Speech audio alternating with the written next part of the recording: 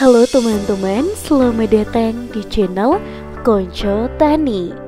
Gulma merupakan salah satu masalah utama yang dihadapi oleh petani pada sawah. Kehadiran gulma dapat menurunkan hasil panen secara signifikan karena mereka bersaing dengan tanaman padi untuk mendapatkan air, unsur hara, dan cahaya matahari. Dua jenis gulma yang paling sering ditemukan pada pertanaman padi sawah adalah gulma berdaun lebar dan gulma teki. Gulma berdaun lebar. Gulma berdaun lebar memiliki daun yang lebar dan biasanya tumbuh lebih cepat dari tanaman padi. Beberapa contoh gulma berdaun lebar yang umum ditemukan di sawah antara lain: yang pertama, eceng gondok. Gulma ini sangat invasif dan dapat menutupi seluruh permukaan air, menghalangi cahaya matahari yang dibutuhkan oleh tanaman padi. Yang kedua, kiambang. Gulma ini juga mengapung di permukaan air dan dapat membentuk lapisan tebal yang menghalangi pertumbuhan padi. Yang ketiga, bayam duri. Gulma ini memiliki duri yang begitu tajam dan dapat mengganggu aktivitas petani saat melakukan penyiangan. Yang terakhir, krokot.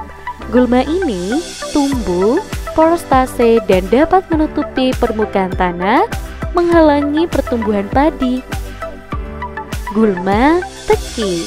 Gulma teki memiliki batang yang berbentuk segitiga dan biasanya memang tumbuh di lahan yang begitu lembab. Beberapa contoh gulma teki yang umum ditemukan di sawah adalah teki sawah. Gulma ini memiliki umbi yang dapat tumbuh kembali meskipun sudah dicabut sehingga sangat sulit untuk dikendalikan. Teki ladang. Gulma ini juga memiliki umbi dan dapat tumbuh dengan cepat membentuk apapun yang begitu padat. Fimbrillis miliacea. Gulma ini memang sering ditemukan di sawah yang tergenang air dan dapat bersaing dengan padi untuk mendapatkan unsur hara.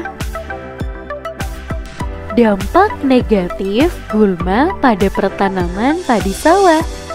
Kehadiran dari gulma berdaun lebar dan teki pada pertama kali ditanam di sawah dapat menyebabkan berbagai macam masalah. Antara lain adalah penurunan hasil panen. Gulma bersaing bersama dengan tanaman padi untuk mendapatkan air, unsur hara, dan juga pencahayaan dari matahari. Peningkatan biaya produksi. Pengendalian gulma membutuhkan biaya yang tidak sedikit, terutama jika menggunakan herbisida. Penurunan kualitas hasil panen. Gulma dapat mengotori hasil panen padi sehingga menurunkan kualitas dan nilai jualnya. Pengendalian gulma pada pertanaman padi sawah. Pengendalian gulma pada pertanaman padi sawah dapat dilakukan dengan berbagai macam cara. Antara lain, yang pertama, pengendalian secara manual. Cara ini dilakukan dengan mencabut atau memotong gulma secara langsung. Yang kedua, pengendalian secara mekanis. Cara ini dilakukan dengan menggunakan alat-alat pertanian seperti traktor atau landak untuk membajak atau menggaruk tanah sehingga gulma ini tercabut dan bahkan tertimbun. Yang ketiga, pengendalian secara kimiawi. Cara ini dilakukan dengan cara menggunakan herbisida untuk membunuh gulma.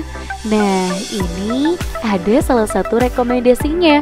Kalian bisa menggunakan Metsulindo Plus 80 WP. Ini adalah herbisida sistemik selektif pratumbuh dan purna tumbuh berbentuk tepung yang dapat disuspensikan berwarna putih sampai krem untuk mengendalikan gulma berdaun lebar dan teki pada pertanaman padi sawah. Keunggulan Metsulindo Plus 80 WP salah satunya adalah bersifat sistemik. Bahan aktifnya ditranslokasikan ke seluruh bagian gulma melalui penyerapan daun dan akar. Oleh karenanya pengendalian gulma hasilnya sangat memuaskan karena tuntas. Nah, untuk teman-teman di rumah, jangan lupa untuk like, komen, dan juga subscribe. Kita akan bertemu kembali di video selanjutnya.